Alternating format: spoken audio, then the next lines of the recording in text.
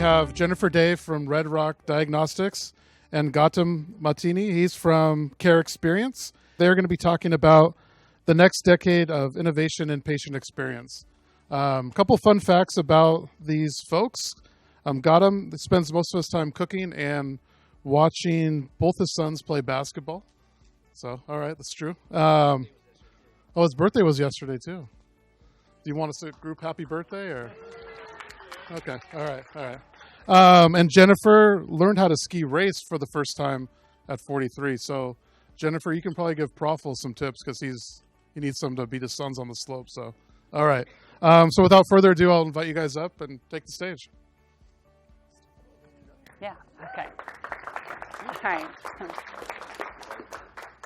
So there I am with my fabulous ski racing helmet, which is a lot dorkier looking than a regular ski helmet. So thank you for having us. Appreciate your time and attention. And just really quick, Red Rock Diagnostics sounds like possibly a lab or an imaging company. I actually come from medical imaging background, but Red Rock is actually a funder. We buy claims, and there's lots of reasons why we have diagnostics in the name, none of which any of you care about. So just know that my background in healthcare is really what we're going to focus on today for my part of this presentation. And Gautam and I are kind of tag teaming this and talking about moving from strategy, which we've heard a lot about today, strategy tools to help you determine what your goals are, and changing that, pushing that into execution. So he's going to give us a lot of great information to kind of kick this off here. Can you guys hear me okay? Yeah? So my name is Gautam Mahtani. If the agenda is correct, I'm the fifth and final Indian speaker.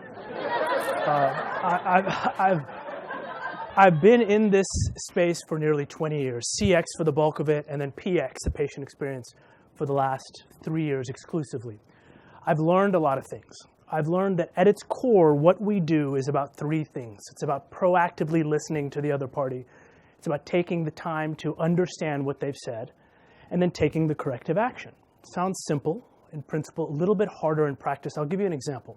So I suffer from bad allergies, so my throat, my sinuses can get bad, and I find when that happens, if I sip on a little bit of warm water, it sort of calms everything down. Now, I was on a flight, and it really would not be right for me to name the airline, American, and I was suffering, and the flight attendant came through and said, "Sir, what can I get you?" And I said, "May I have some warm water?"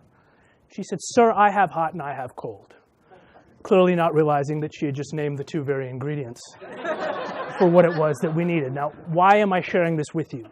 She made a choice that day. She had a choice of where my experience fell in her priorities, right? So when the patient or customer experience breaks down, it's rarely because teams are lazy or defiant or unintelligent. They're just slammed, busy doing all the other things before these goals and initiatives and strategies are put on them. So what we'll go through today is, and I'd like to say this, several years ago, my friend Richard did some work and some research called The Next Decade of Innovation in the Customer Experience. And I've subsequently taken that and sort of applied it to healthcare and seen where it fits in, where are the things. And what we'll find is the last 10 years, there's a lot of similar sort of archetypes of companies and where they succeed and where they're challenged. That's very similar.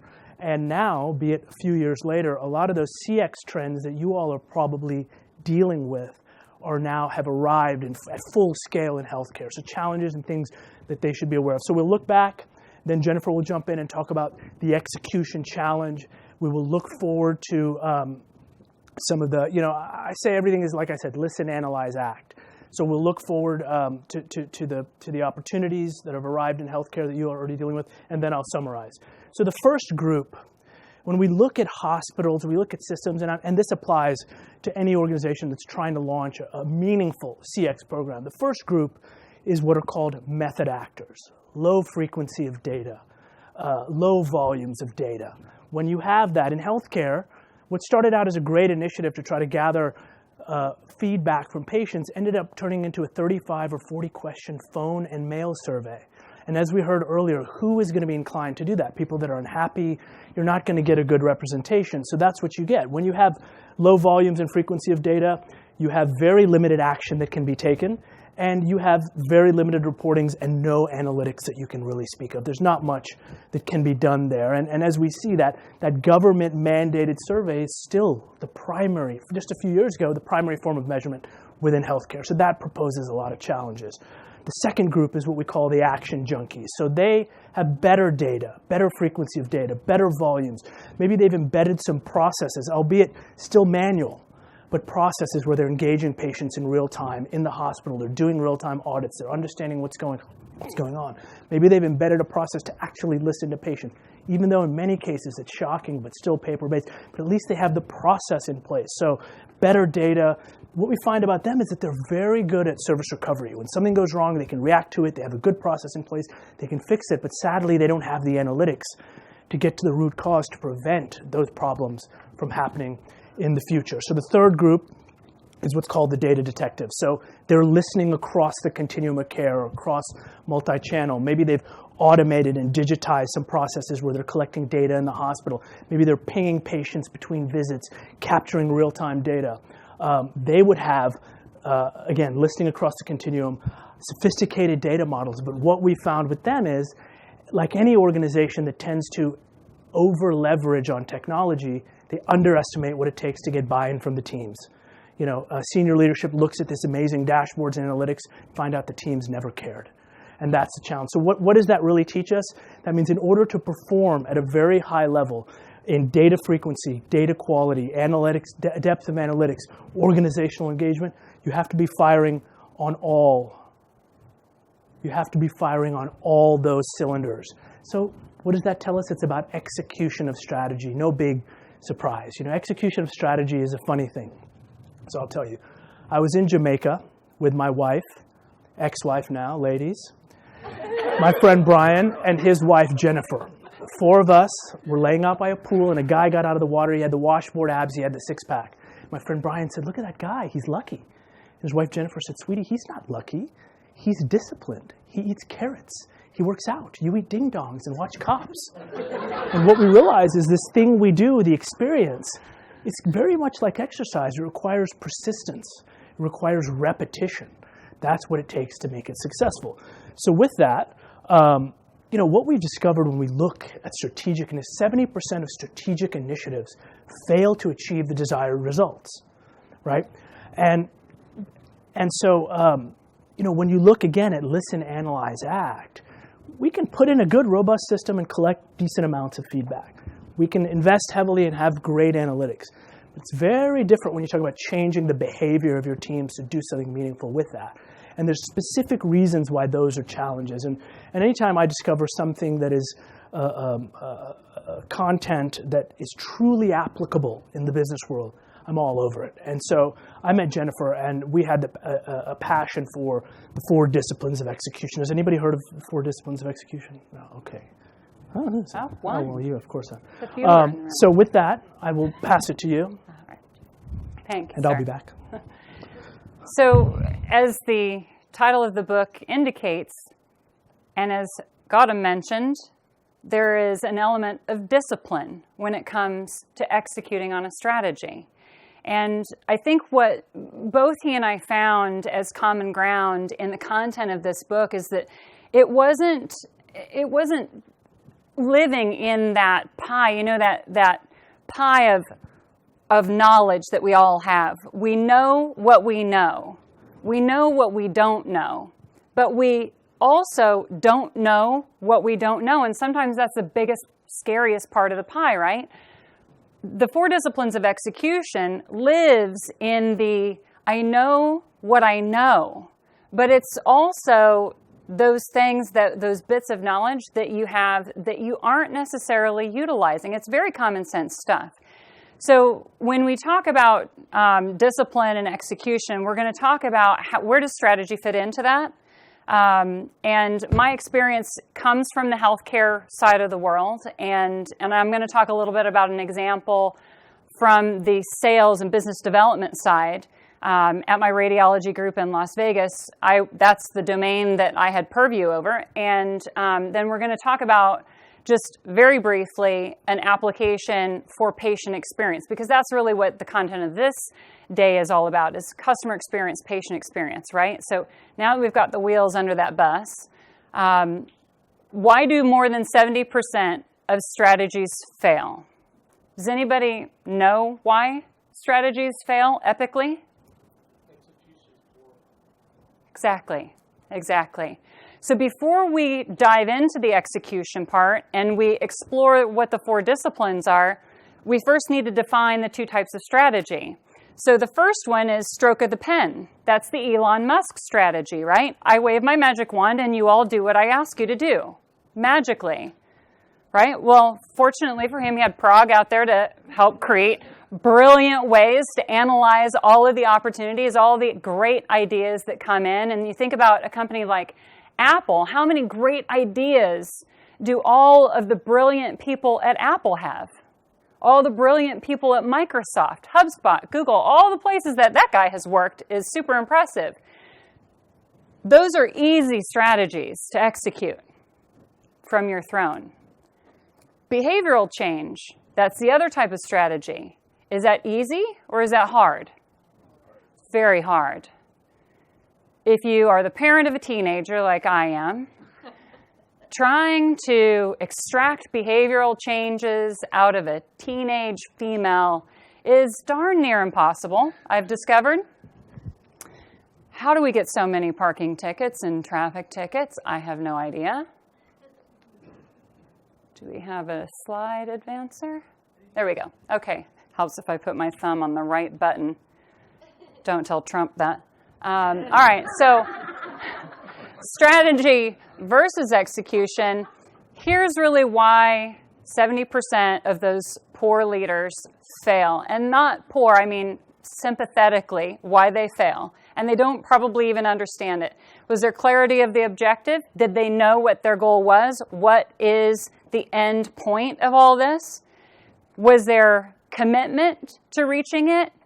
No, probably not, because it's really fun to go into those strategic planning sessions and write it all down on paper. But that's the thing about goals.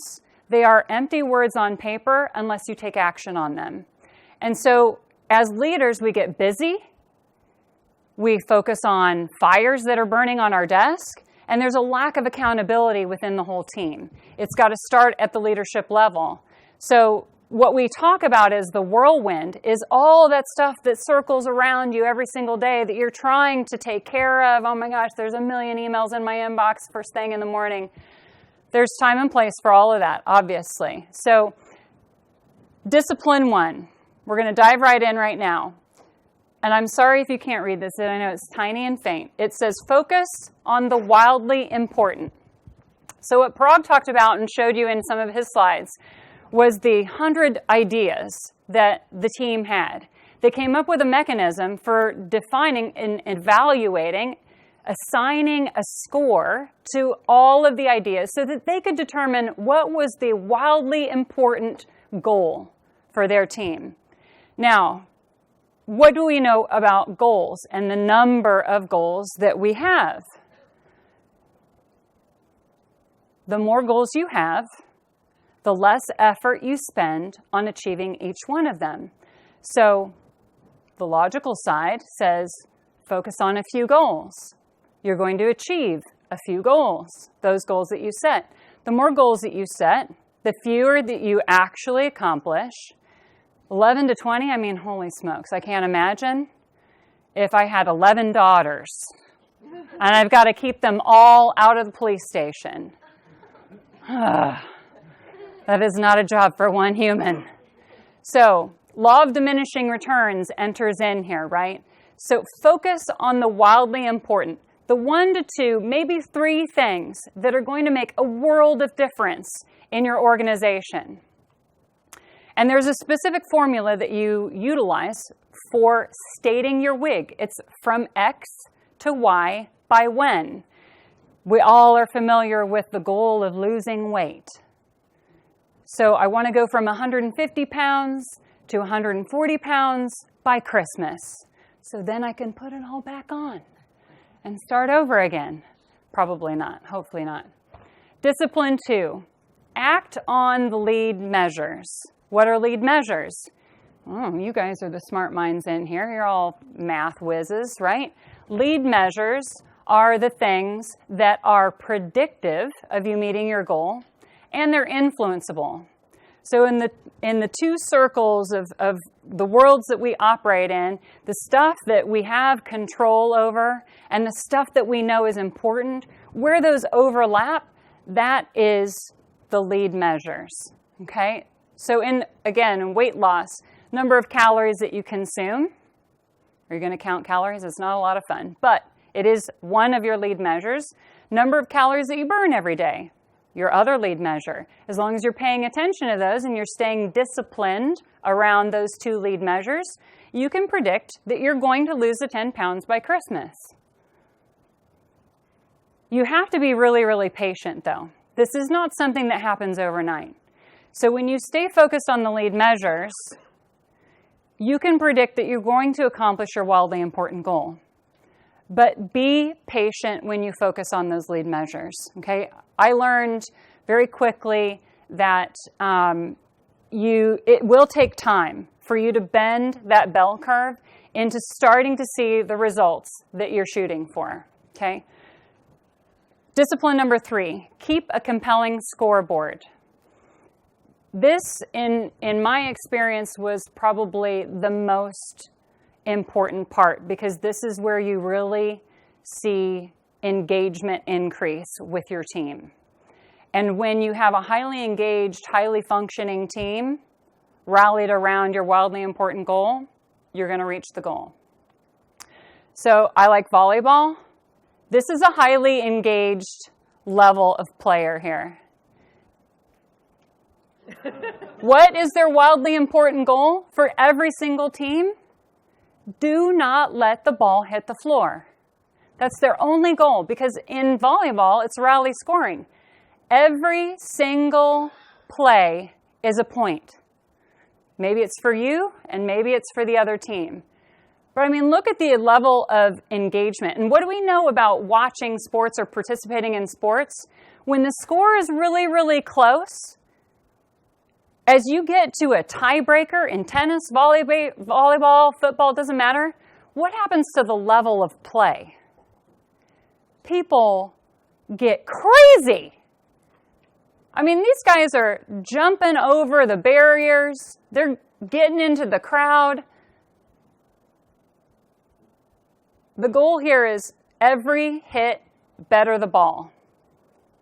That is a heck of a swing. There's one more play here that I want you to see where this guy just does something really amazing. I think it's coming up here.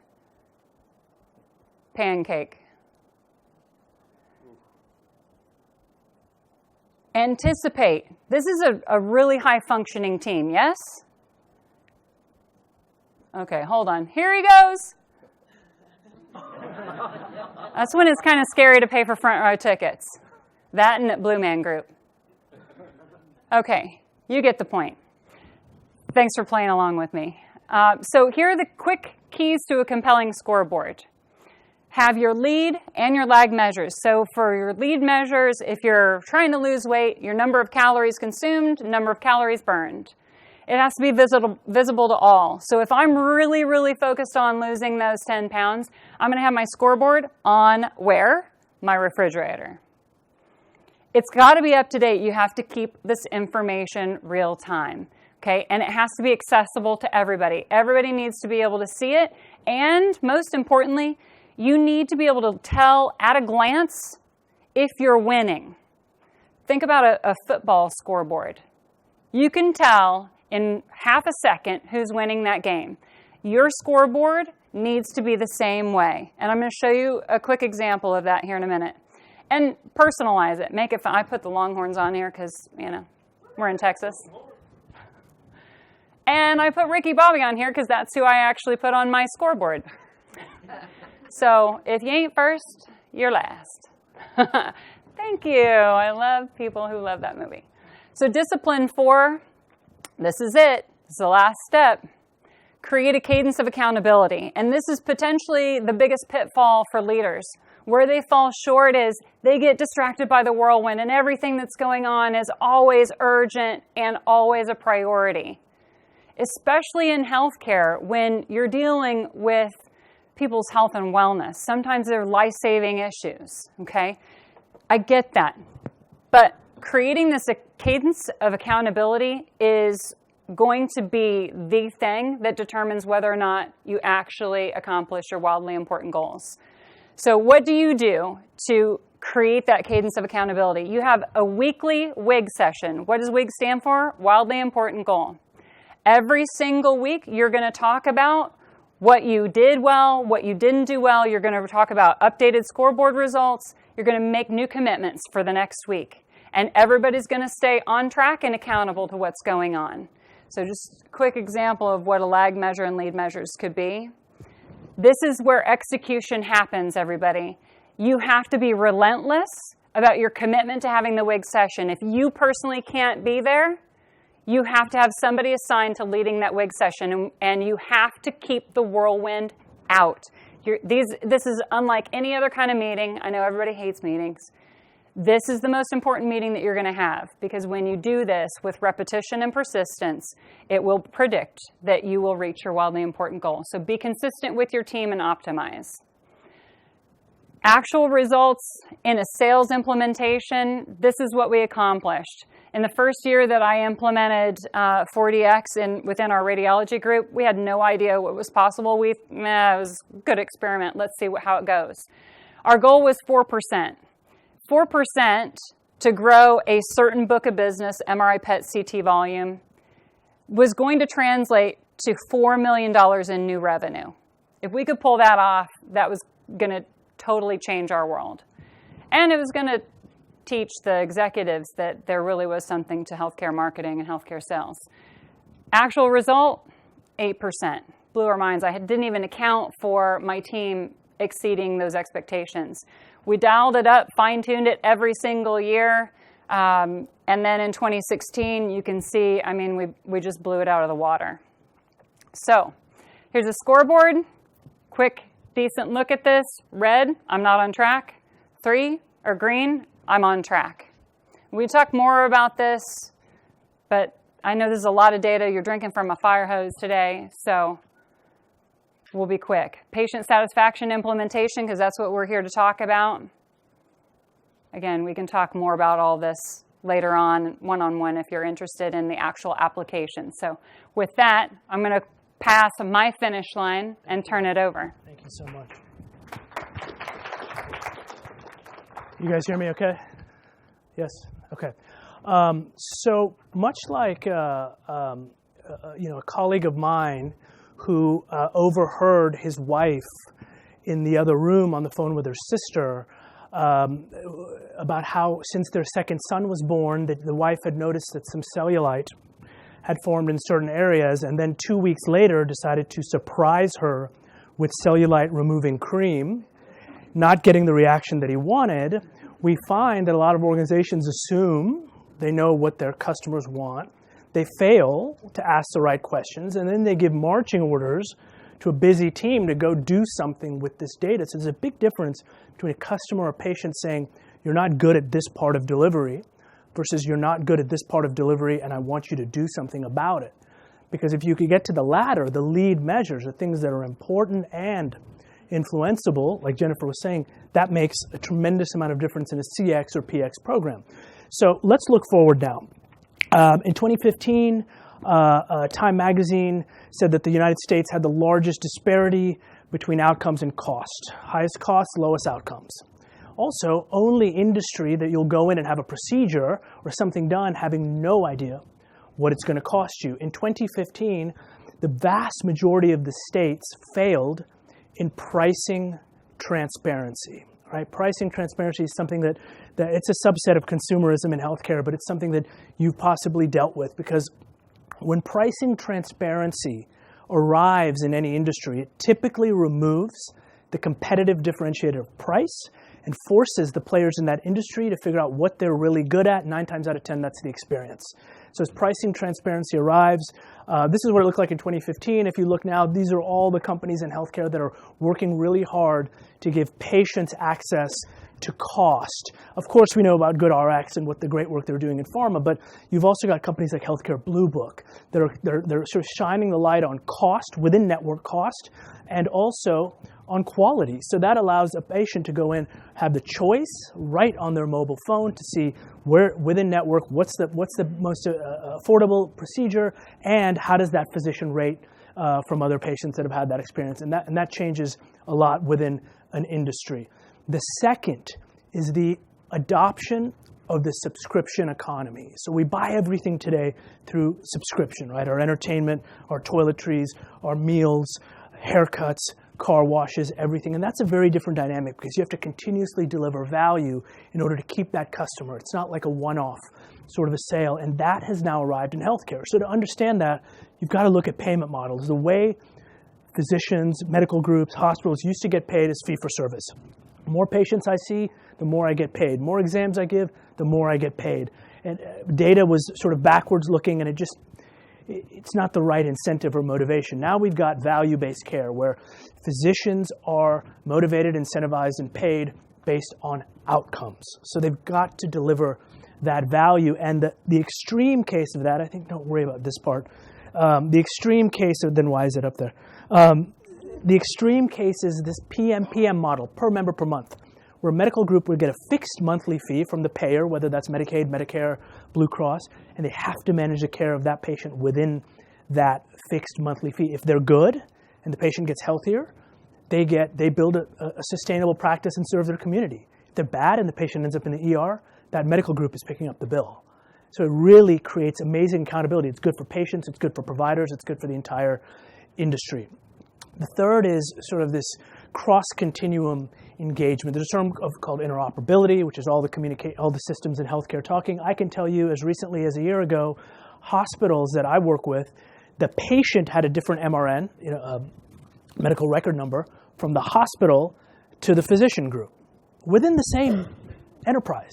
So they're losing their patients. They don't even know if they're getting there, but that is changing now. We're getting these systems to talk in a way that has been done in CX for many years and allows us to pull in different data sets right alongside with it. And Mayo is doing amazing work around journey mapping, where they're able to create these behavior maps, understand their patients better, and ultimately create a very personalized delivery of care. What does that mean? When you can do the right journey mapping, you can, I see how a patient is moving through an organization. You can do real-time service recovery, not just to the experience, but also around the clinical side of it, around the care, with the holy grail of that really being, creating clinical interventions as well, in order to improve the health of the patient.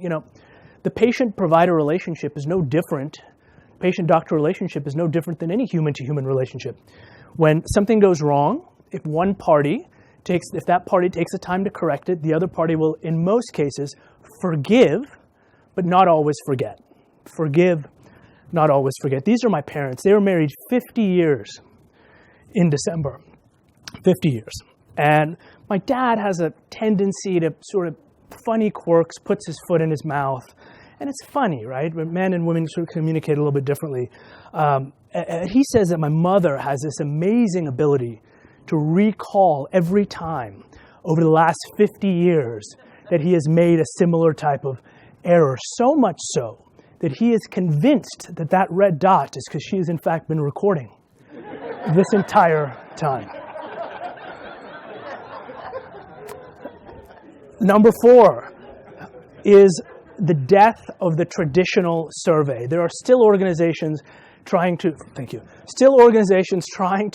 gather feedback, certainly in healthcare, but in this traditional long-form manner, which just doesn't work for the consumer anymore. The cost of surveys goes down, the volume goes hyperbolic. Patients are consumers; they're getting surveys. I get off an airline, they send me a long survey. The first question is, "What flight were you on?" And you know that. That's why you sent the survey. And so it's ridiculous. So we're moving to things like Viv showed us around, the Uber model where you can engage patients in real time. Mobile is a huge opportunity. Obviously with social, it creates another powerful listening post if you're doing the correct thing. And often on social, that data is unsolicited and unstructured. So you've got to look at it, and we saw some great technology and some powerful things coming that will help with that. We see billions of dollars invested in the space, touching AI. So that takes us to then understanding unstructured data and the rise of the machines or AI. We've got billions of dollars flowing in healthcare, not in healthcare. It's touching every aspect of businesses, from financial to IT to every aspect, HR, and making a big difference. IBM Watson tells us that 80% of healthcare data is unstructured, is basically invisible because it's unstructured. You can't read it. It tells us that by 2020, healthcare data will double every 73 days.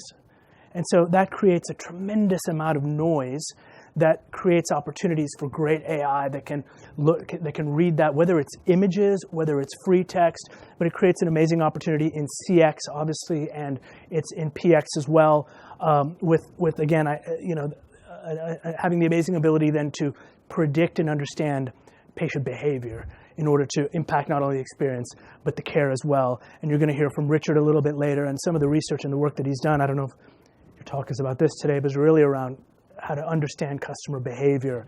And so super excited for that. So as a summary, we covered a lot, but really it comes down to strategic execution. If you want your CX or PX program to excel, you need to have good data quality, frequency, depth of analytics. You got to get those teams engaged, and you got to fire on all cylinders.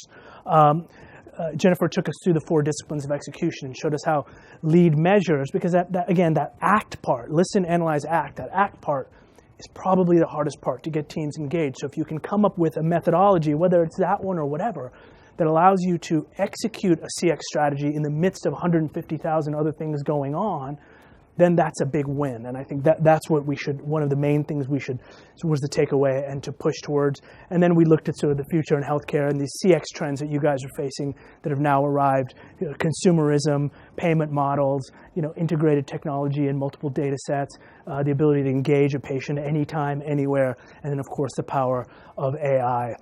So I have a 16-year-old son. When he was about 12, I picked him up from basketball practice, and we had to get home for dinner, but we were late and we had to stop and get something from Target. So we went in, we grabbed what we needed, we were checking out, and as we were leaving, an ice cream vendor guy had sort of set up there, and he said, Daddy, can I have some ice cream? And I said, nope, we got to go. And he said, but why? And I said, well, because we're late and we've got to go. And he said, well, what if I just hold it? I'm like, you're not going to hold it. That's going to become a mess, and then it's not going to go well. And he said, well, what if you hold it? Like, I'm not going to hold it, because then it won't go good for any of us when we get home. And I realized a valuable lesson that day, that my kiddo can close more deals than I can. Why? Because he's persistent. So as you go on your CX journey, I think one of the key takeaways is we talked about persistence, repetition, ensuring that you can execute in the midst of a lot of other things going on, so respecting the time of teams. And so I thank you so much for the opportunity. Thank you.